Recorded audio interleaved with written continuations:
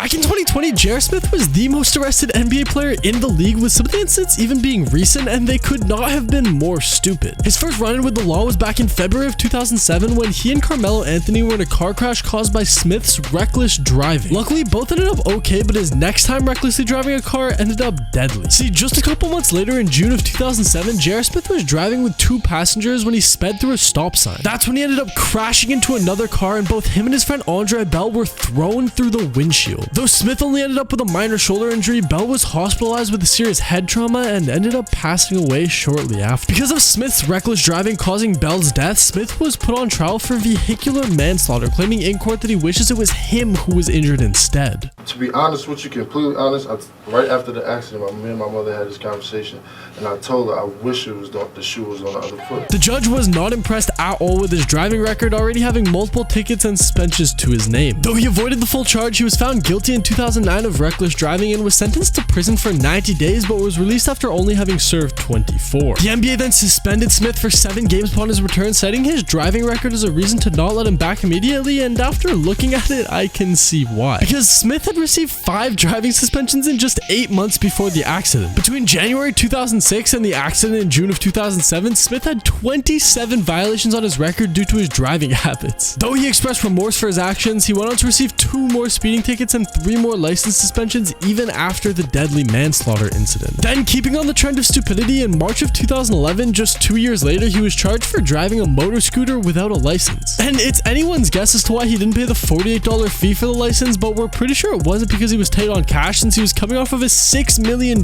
contract with the Nuggets. Though it was a relatively small charge, Smith was inexplicably absent from his court hearing, failing to show up, which led to another arrest. Now, on another note, moving away from the vehicle crimes, he was charged with a misdemeanor and criminal mischief for snatching a fan's phone at a game and smashing it to pieces. And then things took a turn for the worse when in 2018 he committed possibly his worst crime of all time. Rebound goes to the Cavs. J.R. Smith brings it back out, throws it a hill. Now, of course, this play wasn't legally a crime, but he did commit mental torture to LeBron in Game 1 of the 2018 NBA Finals, not shooting the ball because he had simply forgotten the score. And it turns out that during halftime of that game, he was allegedly drinking Hennessy in the locker room, and nothing against a little liquid courage, but that may have been the wrong time to turn up. His most recent legal play was in 2020 when Smith was caught on video attacking another man. This time, though, JR isn't all to blame, as the man did break his truck's window with his skateboard. Lexus privacy, please, come on.